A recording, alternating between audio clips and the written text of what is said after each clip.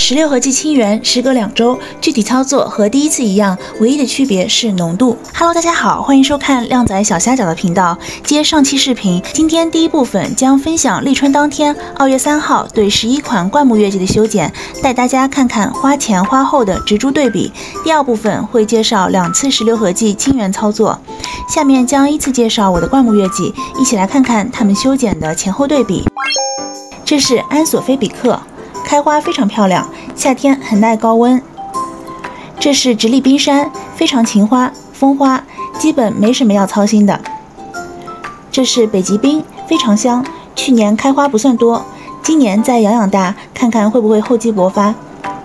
这颗叶子红彤彤的是新种的花公纳，取代了原先蓝莓蛋糕的预留味。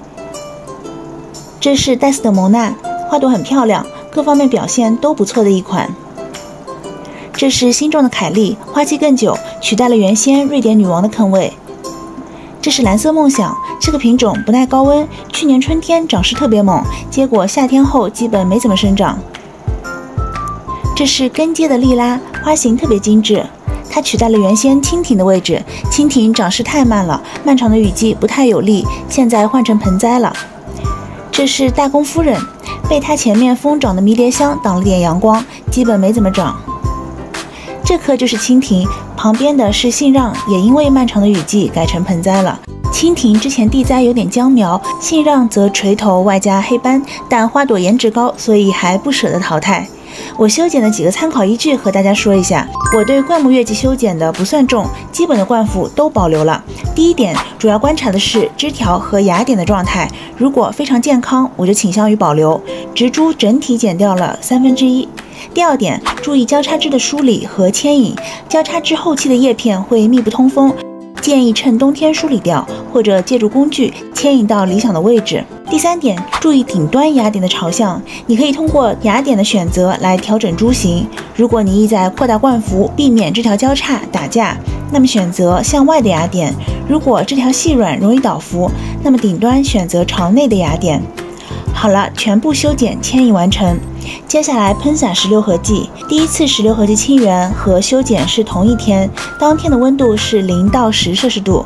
我在这种水剂的基础上兑水60多倍喷洒，使用的时候均匀喷洒月季的枝条、叶片和土壤表面。刚才修剪时，不少叶片跟着一起被剪掉了，所以现在比较好操作。 有些叶片没有摘掉也没关系，过段时间我第2次打16合剂，也可能在此期间叶片自动脱落了。有花友不明白为什么大家都在打16合剂，我解释一下，打16合剂是为了增强月季的抗寒性和抗病性，帮助月季更好的度过冬季低温期，减少冻害和病害的发生，并为春季生长创造良好条件。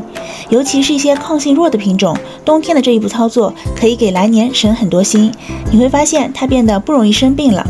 最佳使用时间是月季休眠期，也就是冬天，气温在4到15摄氏度之间，这个是理想温度，实际操作可能没那么精确。总之，尽量满足接近的条件即可。现在视频展示的是我第2次喷洒16合剂，是在2月16号，时隔2周。具体操作和第一次一样，唯一的区别是浓度。这次气温在3到16摄氏度，比立春当天高。 于是我采用了70多倍稀释药剂。以上就是本期视频的全部内容，觉得有用，点赞收藏，助力up更新。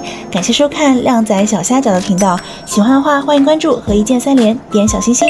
我们下期再见，拜拜。